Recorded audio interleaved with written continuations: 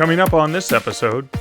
And I say this honestly with humility, but a traditional publisher could not afford me because they are not going to give me an advance that is going to make this worthwhile, if they give an advance at all. The advance they would give, I make more than that in a month, and they just can't afford that. And it's nothing against them, but I just make more publishing indie.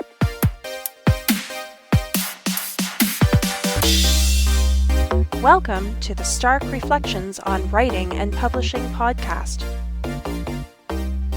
There has never been a better time for writers. More information, options, and opportunities are available to you, but navigating these requires insight. Join Mark Leslie Lefebvre as he draws upon more than a quarter century of experience as a writer, a bookseller, and a trusted book industry consultant to explore and reflect on the writing and publishing landscape to help you make informed choices on your writer journey. Hello, Reflectives, and welcome to episode 118 of the Stark Reflections on Writing and Publishing podcast. This is your host, Mark Leslie Lefebvre. This episode features a conversation with Jami Albright and Sara Rosett. Jami is the multiple award-winning author of the Brides on the Run series, a fun, sexy, snarky, laugh-out-loud good time. USA Today and Audible bestselling author Sara Rosett writes lighthearted mysteries with atmospheric settings, fun characters, and puzzling whodunits.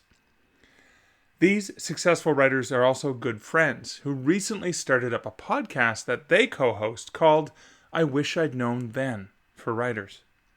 We chat about their writing, their friendship, and their new podcast.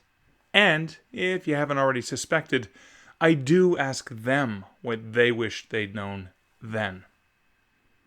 But that's coming up later in the episode. First, before we get into the personal update, I'm going to read a word about this episode's sponsor, Findaway Voices. Here's an audiobook marketing tip from the good folks at BookBub from an article by Diana Urban called Chirp Deals, Tips on Optimizing Your Audiobook Submission. Now, for those who don't know, Chirp is a new platform run by BookBub in a partnership with Findaway Voices for getting promotions and price deals on your audiobooks. The selection process for a Chirp deal is similar to that of a BookBub featured deal.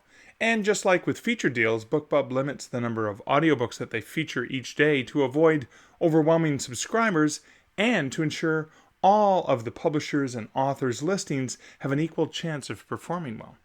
So here are just some of the tips. Number 1, add your audiobook to Findaway. That's a given right there. But to be eligible for a Chirp deal, your audiobook must be available in the Findaway catalog. Number 2, be flexible about your Chirp deal price. While your Chirp deal price should be based on your overall marketing goals, the more flexible you are with the price, the more likely the BookBub editors will be able to select it. Number 3, have a professionally designed audiobook cover optimized for your genre. They look for audiobooks with appealing, professionally designed covers. Like everything else in publishing, audiobook designs are incredibly subjective, and best practices differ by genre. But elements like the imagery, colors, font faces, and featured characters all impact the emotional, reactional potential listeners might have. And also, remember, audiobook covers have a square design, unlike the standard rectangular design for print books and eBooks. Number 4, optimize your audiobook description. Include a concise pitch, add relevant anecdotes, avoid typos and grammar mistakes, and don't forget to brag about your narrator. Your narrator is another creator who's involved in this. They have their own audience. They have their own fans. That's a really important thing that you can leverage. But these are just 4 of the 7 tips that you'll find in that article. There'll be a link to the full article at starkreflections.ca for this episode. But you can also find out more about how you can leverage Findaway Voices as an author over at starkreflections.ca/Findaway.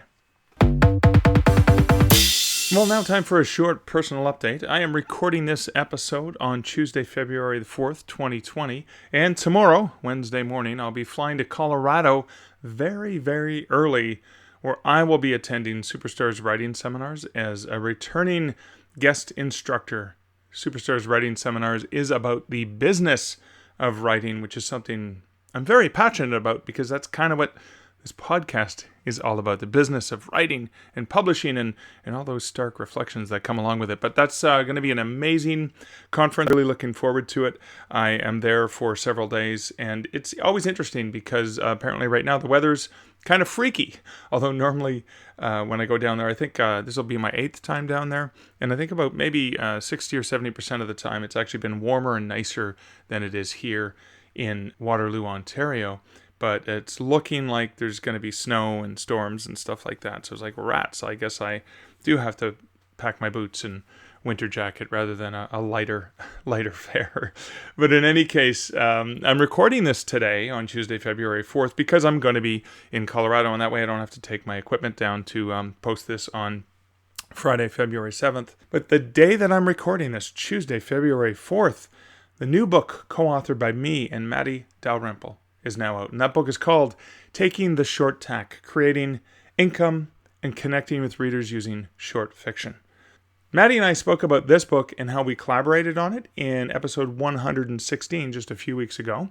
Now, the book itself was derived from an idea Maddie had after hearing episode 97, 10 Tips for Marketing and Making Money Off Your Short Fiction. She contacted me about it with the idea to take that and expand it and work together on a book on that topic. And so I'm really excited that that book comes out today.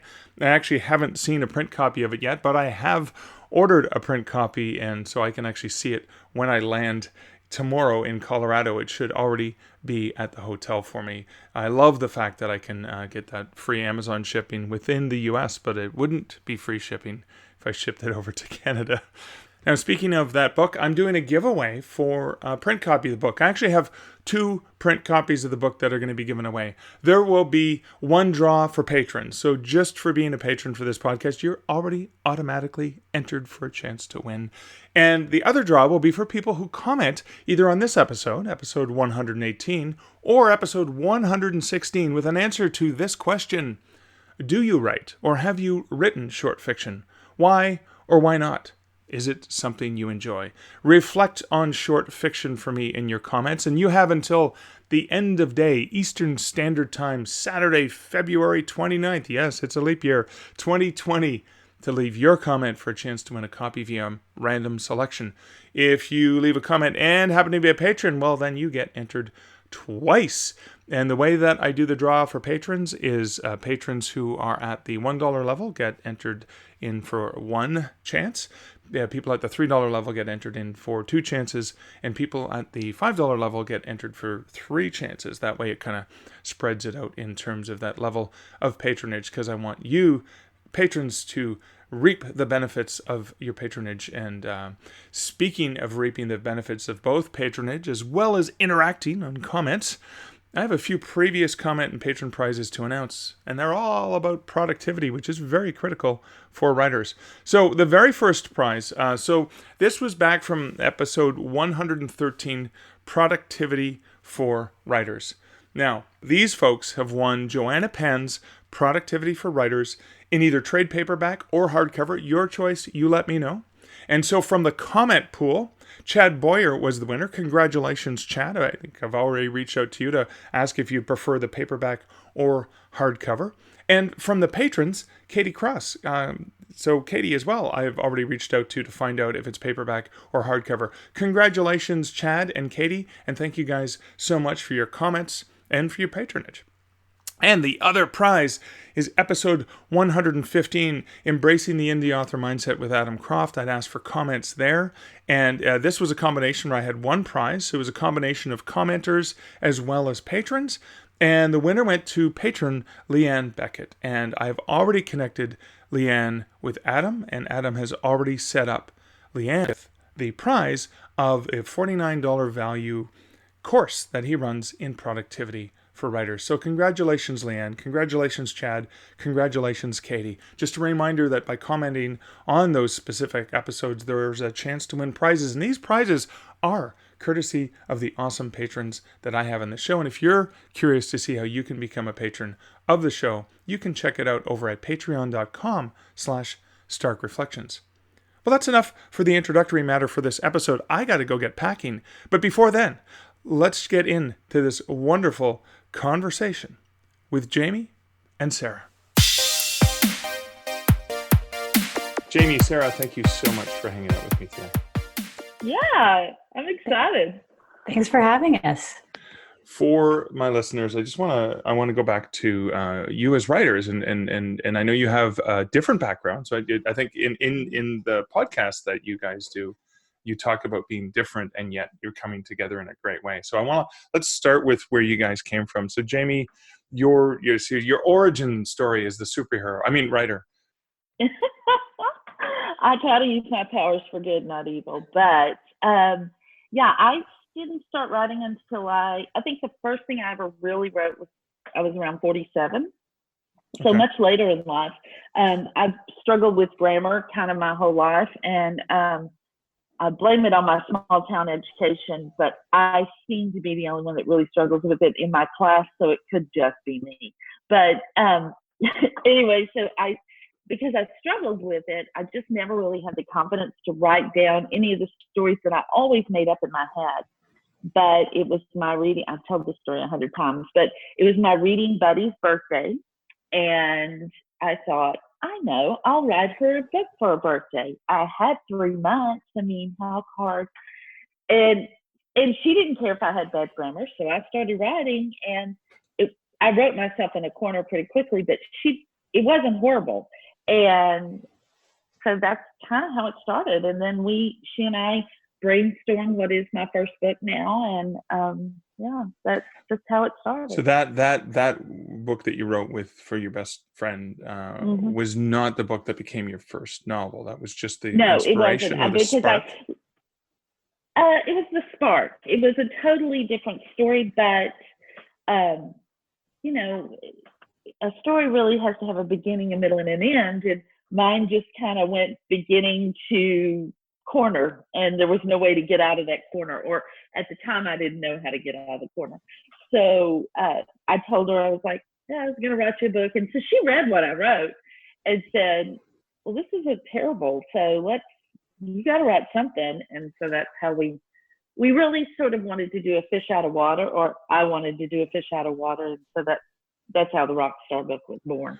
And so what genre? I mean, romantic comedy? What are we? Romantic comedy, yeah. Okay. Yeah. The first book really is an homage to romantic comedy. I mean, every romantic comedy trope, anything you could think of is in that book, because I never thought I would write another book. I just was getting it all in there in case nothing else came out. And so, yeah, it was really just that. And so I wrote for, I don't know, maybe off and on for a year. And then my computer crashed and I lost that book, lost everything on the computer. And then when I was 50, I turned 50, and my family took me to dinner. And, as you do, you reflect on your life. And I was like, I think the only thing I really regret is not finishing that book.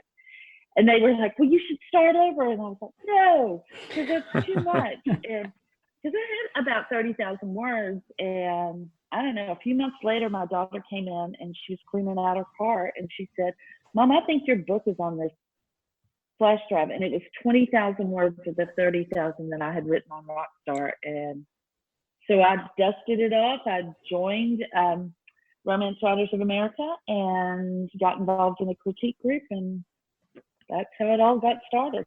Wow. And that really was never looked back after that. And I remember the launch of that book was pretty significant. I mean, most authors with one book, it usually takes up to until the third or fourth book comes out, it actually hit. But that hit right off the bat. How many are out now? I have 4 in that series out. Right. Okay. And the series is complete. I may go back and write a few more because people do like that. They like the town that it's set in. Right. And I think they like the runaway bride concept. Right. The problem is there's only so many ways to run away from a wedding. And at some point you get into you're a jerk for running away from this wedding. And I had sort of hit that point. And so I thought, I'm going to take a break. So I'm writing a sports romantic comedy. It's set in a small town. right now, but then I've come up with a few more ideas that aren't jerky ways to run away from a wedding. So I may write a couple of more in that series because people really they just love that town. They love the characters. So. It almost feels like book 5 might be titled "There Are Only So Many Ways You Can Run Away from a Wedding," where it's actually a person who's run away from multiple weddings, and that's her pattern. So, Exactly. and I have to ask because I'm not familiar with that genre. Are there runaway groom? Is that a thing too, or is it just not? No, is but that just not kosher? Somebody did just ask that. Oh, Sarah That did. was me. See, really great people ask great questions, right? That's right. We were interviewing Pippa Grant, and she asked that. And I said it would be hard. Pippa said you could probably pull it off, but you have to set it up really well. Like he would have to run away for a really, really good reason. Right. And because unfortunately, there is a double standard. I feel like, and see, when you write romance, just in general, your hero needs to be heroic. I mean, he can be, as they call them, an alpha hole, but he still needs to be heroic in some way. And thank you, because this is a family-safe podcast like yours. Well, that's what they call him. But he does need to be, he's got to save the cat at some point, as they say, and so he's got to be redeemable, and it's just hard. It's harder, I think, for a hero than it is a heroine in a romance book. You just have to make them. They really have to kind of be above reproach in a lot of ways. Your heroine can kind of take a more circuitous, is that the right word? Circuitous route. She can be more human. Yeah. But your hero has to be pretty, So the groom needs to be a cardiologist and called away for emergency surgery to save somebody's life. And then you're fine. Yeah. But it's a secret life as a cardiologist, and no one knows, and he can't say anything. Exactly. So he looks like a jerk. Yeah, that's right. Actually, he does. He's a clown at parties on the side. That's right. That's good. But I did read a book, and the groom did leave the wedding, but his daughter had appendicitis, and so that was a good reason to leave. Right. And then he ended up not marrying the fiance, the bride. But other than that, it would have to be a really good reason. Yeah. Okay, I'll keep that in mind. Yeah. If you ever write one. Yeah. Now, Sara, you do not write in the romantic comedy genre. You write in a different genre altogether. Right. Let's go back to your superhero origin story. Okay. Well, I've always loved mysteries, and that's what I write. I've always read mysteries, loved books, loved reading, and I always wanted to write one. And like Jami, I would always think of these great stories, and I wrote some of them down, and I got to maybe like chapter 2 or 3, and then I just didn't know what happened. So like I didn't know how to plot a book, and I knew I needed more, but I didn't know how to do it. So went to college, majored in English, and got married and started having kids. And my husband said, I think it's time one of us needs to go back to school to get an advanced degree. And I was like, my instinctive reaction was, well, I don't want to if I'm going to spend time doing something, I don't want to go get a degree. I want to write a book. Right. And he was very kind and was like, okay, why don't you try that? And I did. And I started, I found cozy mysteries, and I was like, oh, I think I could write these, because it was something, it could be my world that I was familiar with, instead of like this, like thrillers, these kind of globe-trotting, and I didn't have the background to write that. So I thought I could write a cozy. So I tried that.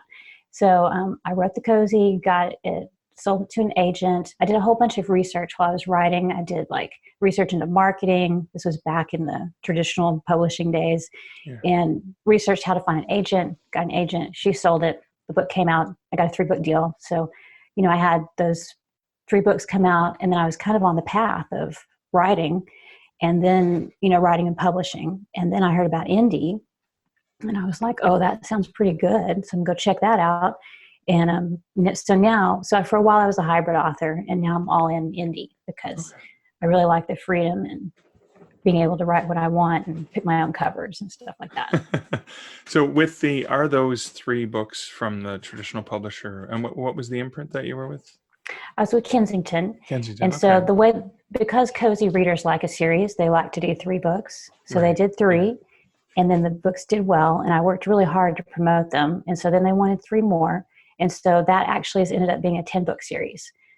Okay. All right. And are they still available from Kensington? So like people can still discover you there, and then you're continuing on the indie path. So then you're not leaving readers high and dry. They have something to go to. Yeah. Most of them are out. They're out in ebook. Some of them are still out in print, but they're definitely out in ebook. And what has surprised me is that people usually find me through my indie books because they're cheaper, and just, and I work really hard to promote those too. So they find me through indie, and then they find this whole other series and go, oh, I didn't know you had these. So it's actually helped the traditional books sell better, I think. So they've made more money off of it, and you've made some. Yeah.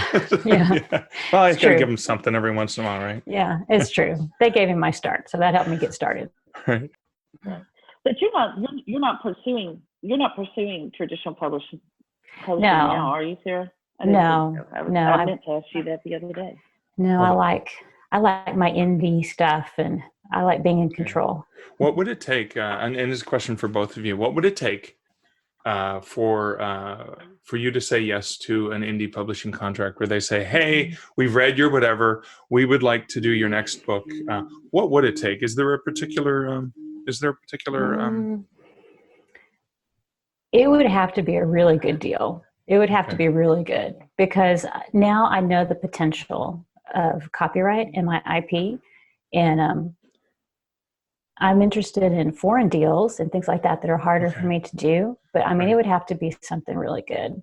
And I mean, the print deals that people are able to get, like Mark Dawson just got that print only deal. Yeah. Something like that could be good. But all right. Yeah. What about you, Jami? I would entertain an offer from Montlake. Is probably the only traditional publisher that I would really entertain an offer from, because they're not that traditional. No, and they're not. It's a little bit. They're a little bit more than just traditional. Yes, exactly. So Montlake is an Amazon imprint, and I've heard really great things about them. I've heard some things that are more along the traditional side, where if your book doesn't perform, they're done. I mean, so. They're not perfect, but I think that they would give you I think there is exposure to be had. And I say this honestly with humility. I know people think I may not have any, but I really do. But a traditional publisher could not afford me, because they are not going to give me an advance that is going to make this worthwhile, if they give an advance at all. Right. The advance they would give, I make more than that. I mean, the advance that I know some people have gotten, I make more than that in a month. And because I guess you would call me a mid-list author because of what I make, and they just can't afford that. And it's nothing against them, but I just make more publishing indie, and it would be really, really hard. And like I said, the only one I would really seriously consider would be Montlake, or if for some reason somebody decided they would give me print only, I would certainly do that. But I'm a mid-list author. I'm not that author, that people are going to come after and ask for that. So I'm a huge fan of the print only deal. I think print is one of the only places where an author actually gets an advantage from a publisher because of the old boys distribution method. However, all that being said, and then indie keep their own ebook rights, because you just make more and you do it better anyways, because they don't know how to sell ebooks to save their lives. Like they're just useless at it, like as good as they are at some other things. However, that being said, Sara and I were in a bookstore together in St. Pete's Beach, Florida, and I was there. Yes, we should have got a picture of all 3 of us with Sarah's books. Sarah's books were in the mystery section on the shelf in an independent bookstore, Haslam's Bookstore, one of the oldest independent bookstores in the States. I believe it may be the largest independent bookstore in the state of Florida. Wonderful people, just great family, royal family of American bookselling, and 2 or 3 of your books were on the shelf. Now these were not Kensington. They Right. were your imprint. So they were books that Mhm. you had independently published, and yet they were on the shelf at a bookstore, which is almost impossible. How did that happen? Well, I've been working on print, and I have to say that mystery readers do like print. A lot of my readers want print books. And so when I first started Indie, I thought I will just be ebook. I won't worry about print. But then, like, when Vellum coming out and, with their print ability to do print books, and I just thought, okay, I should try this.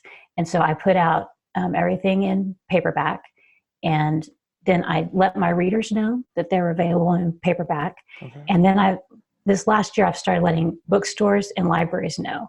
And the word has just gotten out, and they're available through Ingram. So you can get them at a discount. And I think that's why that bookstore had them. Either a reader has requested them, or they saw them in the advanced catalog, or I think bookstores you put talk them in to the each advanced other. catalog for Ingram, right? Through Ingram Right, Square. I did. Yeah, I did. And I think that the indie bookstores talk to each other, or they get their newsletters or whatever, because there's an indie bookstore here in Houston where I live that has carried my books. And that kind of helped me get started, because they said, they were interested in the books, because I went in for a signing for my traditional book, my very last traditional book. Yeah. And one of the readers in the audience that came to the signing said, well, what about these books? And I was like, oh, well, we're not really talking about those today. We're talking about this one. But the bookseller said, that sounds really interesting, and I think our readers would like that. So he bought a copy off Amazon and read it and said, I think we want to stock this. And I said, well, I'm in the process of getting on Ingram. So once I was in that bookstore and it was selling, I thought, okay, this could work. Oh, wow. And so then I started kind of contacting the other bookstores. But I think the bookstores kind of keep up with each other, and they kind of They know do. who's coming in to sign and all that. And so I think that helps too. Yeah, we do talk. I mean, I was a member. I was the president of the Canadian Booksellers Association, and we'd gone to the annual conferences and the regional meetings, and we share, we talk. We was like, oh, I had so and so in. They're awesome. If they're coming through town, you really got to bring them in, or they're really engaging, and perhaps they saw you engaging with the fans, in a professional manner. Did you? So the question is, you offer the deep discount, which you can't do with Amazon's pretended distribution. Right. So what you did was, did you also make it returnable? Yes. Or non-returnable? You did. Yeah. Which is scary. Yeah. That terrifies me. Has that come back to bite you in any scary way Well, yet? When I first started, I had a signing, and they ordered a lot of my books, and we sold some, but not all of them. And this was at a different place, not the bookstore in Houston, a different place. Right. And some of those books came back, and I thought, oh wait, this could not be good. So I figured out what I did was I changed it where it's returnable in the US and Canada only, because I'm not really going to have a whole lot of orders in, I think, England, around the world. So I did those two returnable, and then everybody else, no returns. Okay. And it's gone okay since then. I looked the other day, and I've had, like, for the last 6 months, I've had about 6 returns, which is not bad considering, the books that are going out. I can certainly handle that. Wow. So I think if you have a big event and they're going to order in a ton of books, that's when you need to worry. Yes. Don't you think? Or well, what would you think? I had a head office buyer at Chapters Indigo, which is like Canada's version of Barnes & Noble. I had them order 300 copies to not for a signing, but to distribute. So when they're spined, 1 or 2 copies in a whole bunch of stores, and nobody, right? Because your independent booksellers ordered them in consciously wanting them. Right. Whereas someone in Toronto or New York goes, oh, here, you get a copy each or 2 copies each. Right. No one sees them. They go on the shelf. They get returned 6 months later. That hurt me. And again, this is the early days. This is like 2005, 2006. So I got gun shy. I went, I lost a lot. It took me a lot because I lost more money than I made on the sale, because you're paying additional, like the disposal fee and stuff. And so I got gun shy and went, the worst thing that happened is a buyer from a major chain decides to buy it, but nobody supports it, because again, you're a nobody, right? Not you are. You guys are somebody, but I'm a nobody. So no, I think we're all in that situation I think we're all. Where if the book goes in and they don't know you, we're our own little droplet of water in this ocean of That's right. books. So, yeah. But I will say about Sarah's books too, because this was your historical, right, Sarah? Yes. That was your. Those books are just spot on. I mean, as far as the covers, they just are spot on for historical mystery readers, and they're great books. I mean, I say this all the time. I don't read a lot of mystery, but I mean, I get Sara's books the day they come out, and I listen to them because her narrator is fantastic. But they're great books, really, really great mystery books, and they're interesting, and I think that helps. Yeah, you know, it kind of sets her apart a little bit.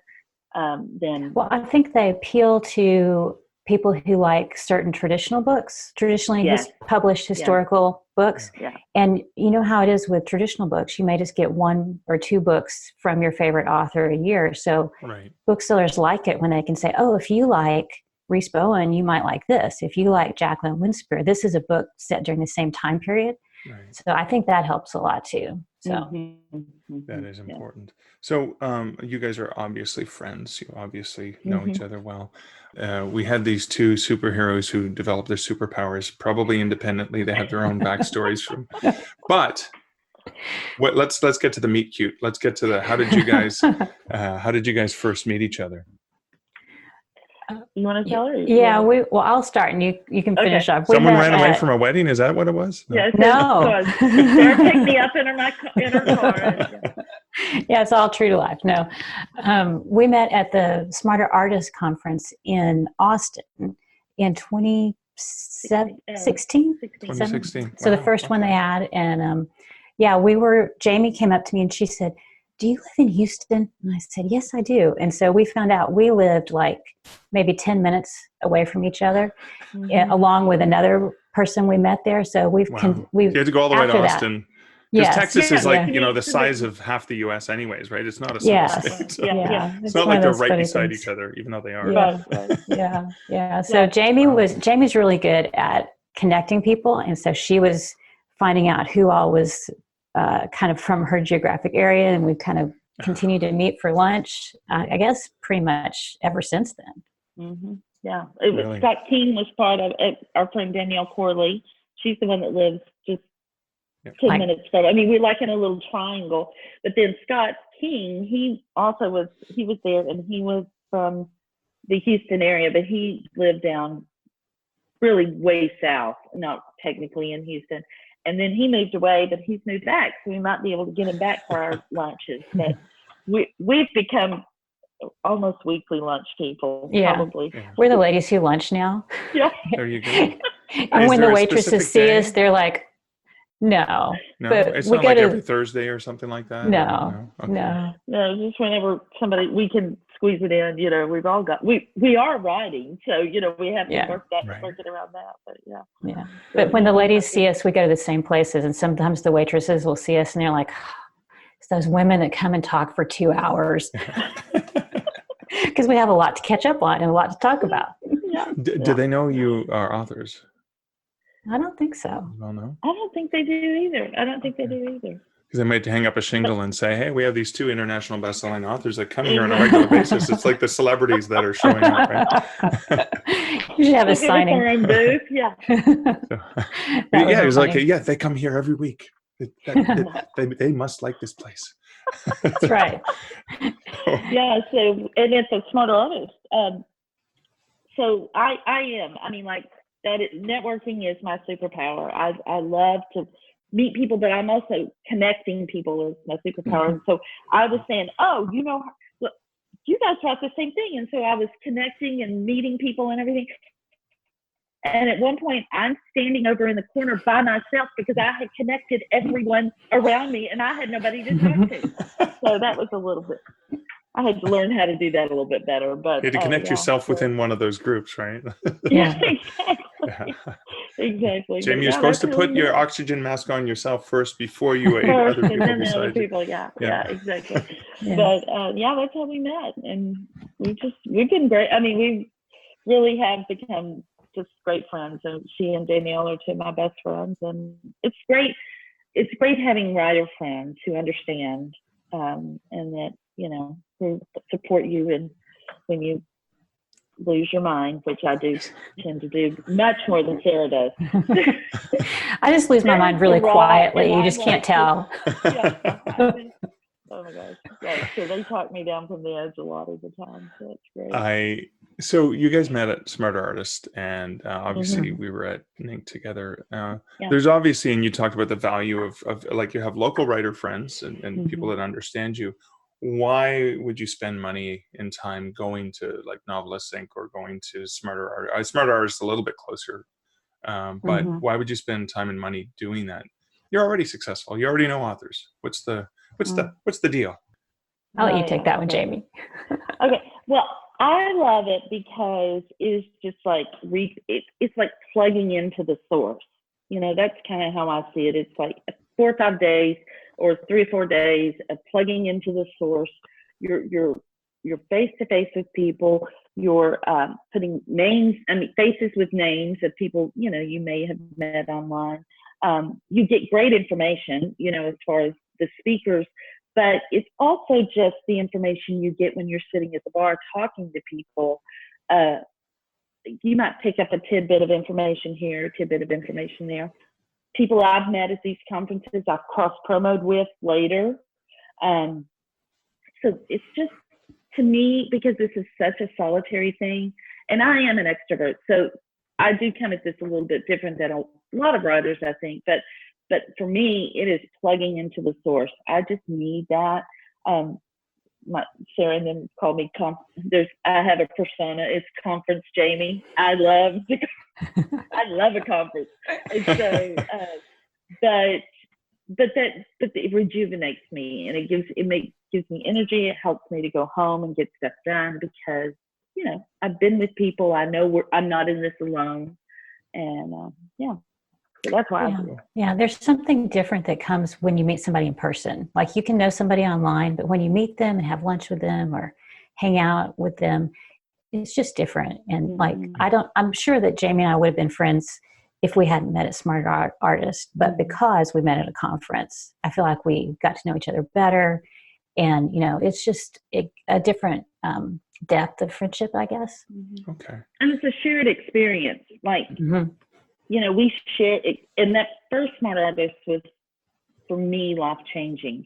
And I think for a lot of people it was. And so because of that, we have that shared experience that we can look back on, and, that just connects us. And I think that's really important. And I think for a lot of people who go to conferences, especially their first one, because they don't have any experience with anything else, it is like, that first one can be life-changing or really means something to them because they are there. And I think that, and I do not even try to speak for introverts, but I do know introverts who did the conferences and worried that they wouldn't do well. They find they do really well because they're surrounded by people doing the same thing they are. Yeah. And as writers, our families they love us and they're happy that we're writing, but they don't understand like the plotting and like, you can kind of see their eyes start to glaze over. But like you get together at a conference and you're like, okay, so what do you think I should do with this? And this character, do you think I could spin them off? And then, and what about marketing? And so you can really kind of, brainstorm with people who are who like you and are like you. Well, see, that happens when Liz and I, my partner, we get together with other couples who, and if her friend's also in education, it's usually the husbands will step back and go, okay, they're going to do their, just like they're going to talk their writer thing now, and we'll just step back because we bring nothing to this conversation. We listen, we understand, but we get to a certain point where we go, but I just don't, it's not the thing. I don't understand it. So I imagine the same way. Yeah. Your partners, your families love what you do. But they're happy to have you go talk to some other writers. Oh, you're going to have lunch with Jami. Awesome. Cool. You'll work out that plot thing. Exactly. So that's interesting. So for me, I expend a bunch of words, and my husband, he is more of an introvert, so he's happy for me to go spend a bunch of words somewhere else and then come home, and I'm more manageable, I think, for him. Now, do you guys, because you're friends, do you guys plan what conferences you're going to go to so you can, well, I know you see each other because you're local, but do you plan conferences around, oh, you're not going to that one, maybe I won't go to that one? Or is that a consideration? Not you're cheating on each other if you like, well, I go here and you go there, but is that a consideration? Like, is there additional value in that because it's a shared experience where you're both out of your element. You're Yeah. both in another city. Right. You're both, Yeah. groups. Yeah, Jami came last year to Nink, and that was fun to have her there. And I think we roomed together. Yeah. So but I think we've kind of done our, like, sometimes we go to things together, and sometimes we're not able to, so we can't always do the same things. And every conference sounds great, and I read about them and I go, oh, that sounds so good, but you just can't do them all. You can't do them all. Yeah. And I had said I was going to do. Last year I did quite a few, probably more than I should have, but right. I did 4. And so this year I was going to cut down, and so I knew I was going to do Nink, and then I was asked to speak I've been asked to speak at the 20 Books 50K conference. I don't think I'm giving anything away. I think that, and so I'm like, okay, I can do that one. But then they just announced that Romance Author Mastermind is doing one in December, and I'm like, it's in Houston. I have to go. Yeah, I have to go. And so sometimes it's sometimes it's like the geographic things. It's like it's a no-brainer. You just have to do it. Yeah, I mean, it's just the beginning of February now, and you're already committed to 2. Right, at least that we know of. The other ones you probably haven't revealed yet, because there's 3 already. 3. Yeah, so, I know. It's sad, and it all happened literally within a week. Yeah, But you go with the flow too, right? And that's I think that's the joy, because you are your own boss, right? Mm-hmm. You're that's running your own publishing company, your own publishing empire, and you get to make the decisions. I mean, obviously you always, your family and stuff, you have to make considerations and go, we're going on a family vacation that week, remember? yeah, exactly. Exactly. It's like, hey, we're going to RWA in Orlando at Disney, right? Like that kind of thing. So trying to make it sound more appealing. Yeah, exactly. So that's really cool. So now I want to talk about the 2 of you having been friends, having been acquaintances and pals and compadres when it comes to sharing your different writing things. Like you have that connectedness.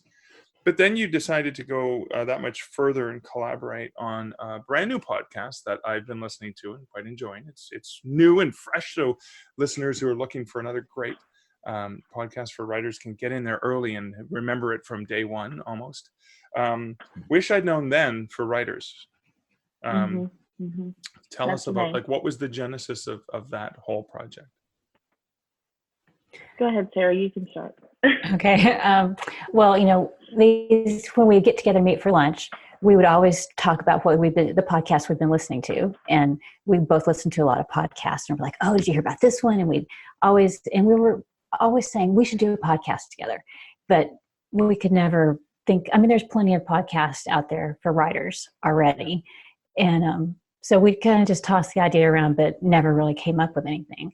And then I started noticing that I paid particular attention when people would say they had messed up or they had learned something. And I was like, oh. And so I said, do you think we could do a podcast about that? And that kind of got the ball rolling. So that was kind of how it started. Right. And interestingly enough, I had just started listening to I like How I Built This with Guy Raz. It's one of my favorite podcasts. Well, he had started doing a podcast just for business people about sort of the mistakes they'd made and how they had turned those mistakes around. And I really liked it. So when she said that, I was like, oh my gosh, I just listened to this podcast. It's so great. And I think we could do that, for writers in particular. And so that's really how it was born, And Jami came up with the name, which we agonized over the name for 3 or 4 weeks, but she was like, wish I'd known then. And I was like, oh, that's perfect. Yeah. So we did that. Well, that was after talking to Becca Stein too, because Becca was, we had a few things that were pretty, not dynamic. Not dynamic. Let's just put it that way. It's a nice way to say it. She basically told us that. And so we started thinking about, just something that'd be a little bit more catchy. And so, yeah. So that gives you, obviously, that gives you a theme. So you're always going to have to ask that question of your guests, even though, you're going to talk about a lot of things, but that's always that's a thing. So I'm going to throw you on the spot, ask you each, what do you wish that you'd known then when you first got into writing? You go first, Jami. Okay. Yeah, you go ahead. I answered this question on our podcast, but I'm going to answer it differently here. I wish I had known how hard it is for me particularly to write. Right. Just my personality and my strengths, and I like short goals, and it's hard when you write a book. A book is a long process, or it is for me. And so it's hard to stay motivated.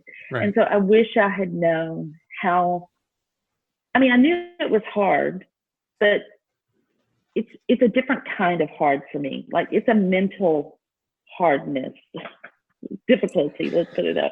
It's mentally difficult sometimes for me to stay motivated and to stay positive. And I think if I had known that before, it might not have changed anything, but I would have been more prepared for it. And I think because I wasn't prepared for it, I tend to think I'm the only one that struggles with that. And I'm not, but I think I am. And so it can derail me sometimes. But yeah, that's what I wish I'd known. Okay. Excellent. And how about you, Sara? Well, I think for me, I did talk about this on the podcast, but it's like the biggest one for me is that I wish I had known that things would change, that, the traditional world wouldn't always be the way it was, because I just assumed that was the way it was and would never change. And because I was not even aware of what was going on in eBooks and with the Kindle, I was aware of it, but I didn't think it would have any impact on me. And so I just wasn't even thinking about it. And if I had been a little more proactive, or if I'd been able, if you looked at what was happening in the music industry, obviously that could have, I could have extrapolated, okay, that's going to happen with books, but I didn't even think about it. So I was kind of caught flat-footed with eBooks, and I did get into indie, and, it's all worked out fine. But, if I had known, then I could have been writing books for indie instead of for my publisher. I could have changed things up, or I could have maybe stockpiled a few things and had some stuff ready to go if I'd been able to plan ahead. So yeah, just changes in the industry and kind of figuring out, but then, it's hard to do that. That's like a advanced skill that I still do not have. So I just follow people like Joanna Penn and just try. Ball and some tarot cards. I know. So I just chicken. Yeah. I just kind of keep an eye on what Joanna Penn's saying, because she's all into the futurist stuff. So that helps me now. But yeah. Well, and we are in always a hindsight 2020 kind of year, anyways, right? So, absolutely. So you're hanging out, you're meeting for lunch, you're chatting about writing, you're talking about this would be a great idea for a podcast. Now that I think you're like 3 or 4 weeks into the actual release of the podcast. I know you've been working on it because, there's we just show up, right? Exactly. Is there anything this early on in the process that you wish you'd known before you committed to this extra commitments that you have that takes away from your writing? I feel like we've kind of gotten all of the like technical stuff out of the way. Do you feel like that, Jami? Yeah, like I do. Yeah. Including the earbuds?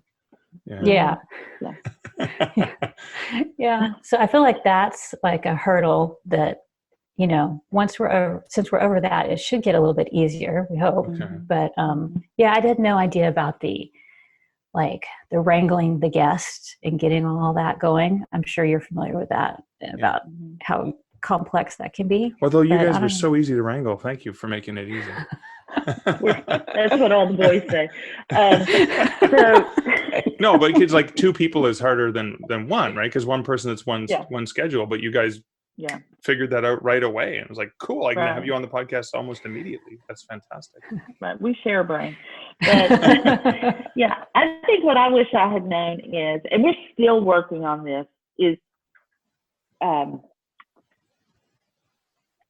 of making our questions more, first of all, personal to the author, but also more theme, so that they go with the theme of the podcast, and about 3 in, we were like, I think we need to change these questions a little bit. So we're happy with the way the first 3 went, but I think the the interviews we've done since are a little more geared to wish I'd known, you know. Right. And yeah, I mean, I just wish we'd thought about that and known that. But, you know, those are things you learn, like when you're in the middle of an interview and you think, oh, this could have been different and maybe better if we had thought about it.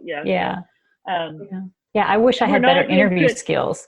Yeah, we're still not really good about who asked which question, and you know, if the person we're interviewing answers the second question without us asking, you know, do we skip? Do we go back? Yeah. We don't know. We're constantly we're trying on this side. Yeah, we're trying really hard to get our system down, I guess you call it, where we take turns asking questions, but we're trying hard not to talk over each other or the guest.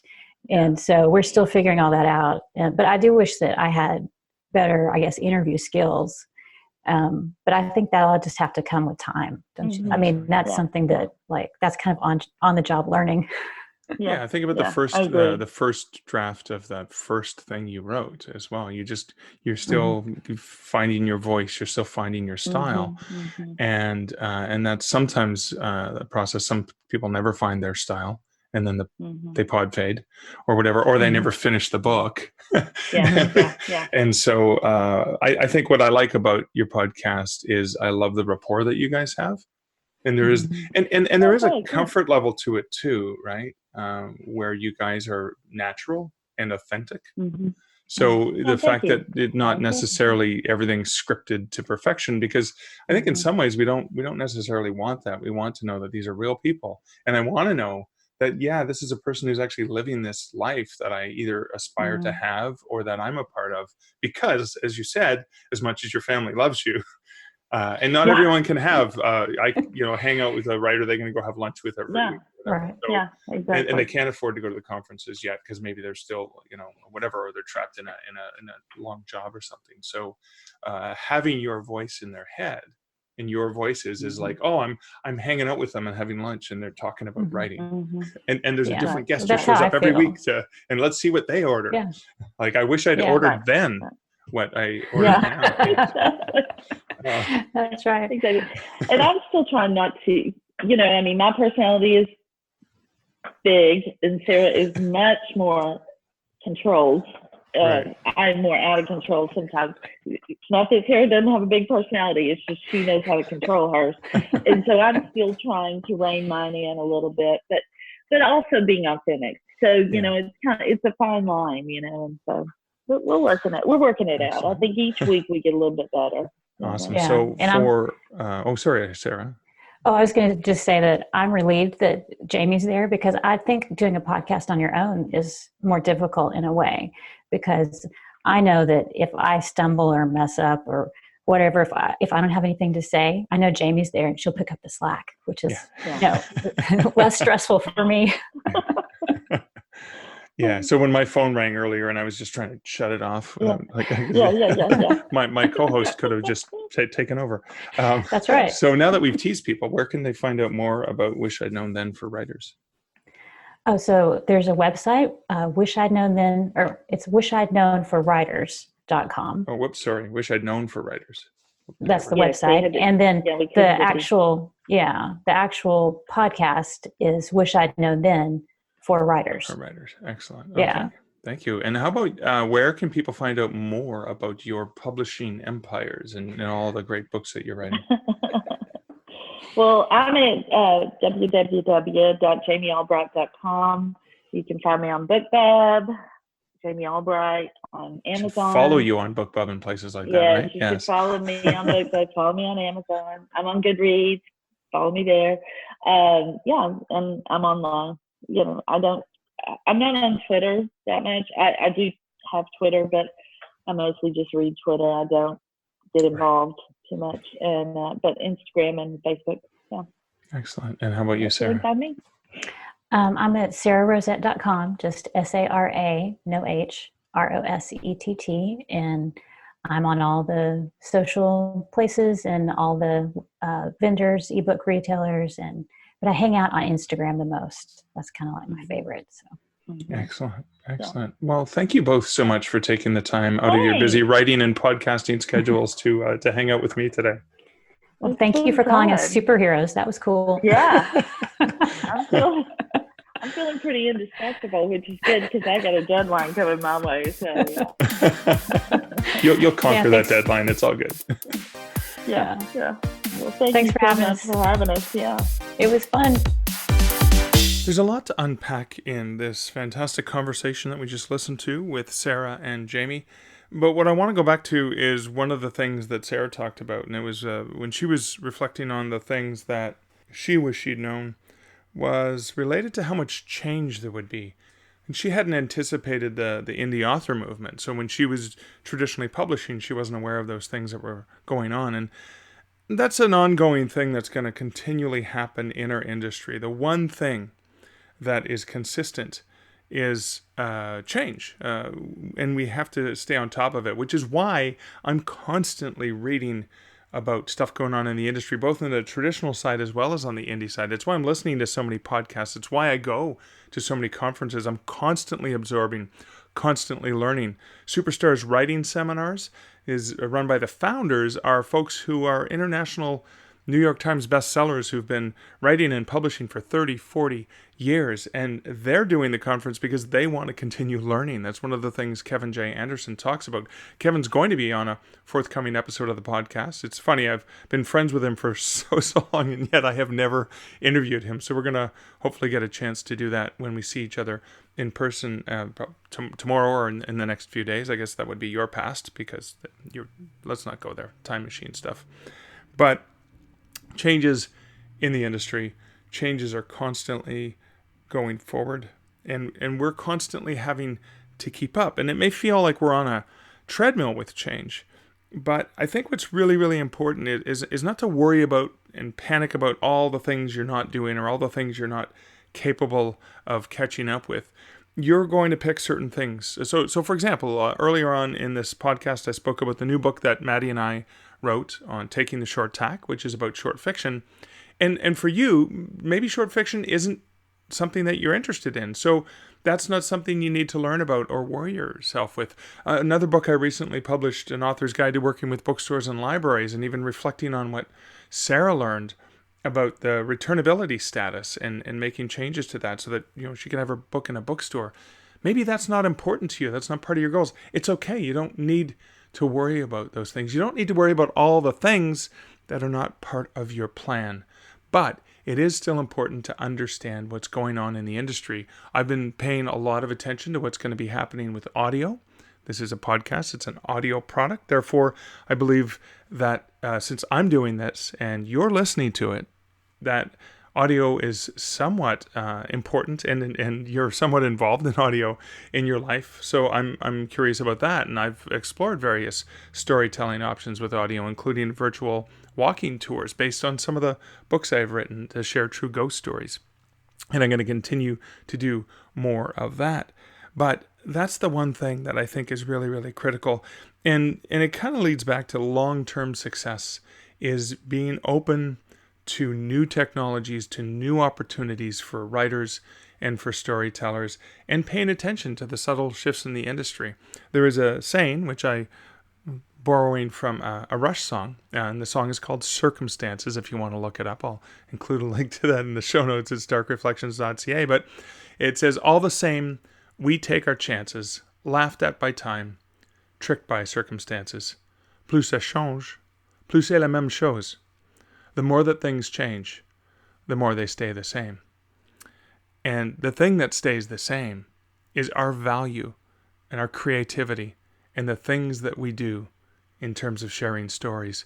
No matter where technology brings us, no matter what disruptive thing comes into our industry, the one thing that is universal that we cling to as writers, whether we're writing nonfiction or we're writing fiction, is we're helping people, we're informing people, we're entertaining people, and it's through words, it's through stories, it's through that communication.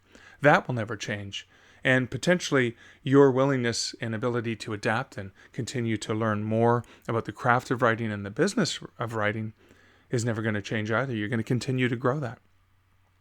Well, that's it for this episode 118. This is your host, Mark Leslie Lefebvre. Thanks for joining me again in this episode.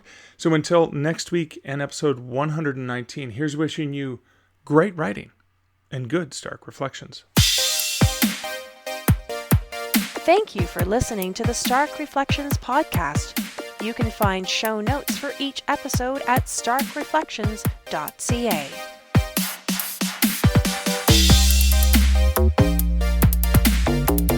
The music for this podcast, Laser Groove, was composed and produced by Kevin MacLeod. Check out more of Kevin's great music at incomptech.com.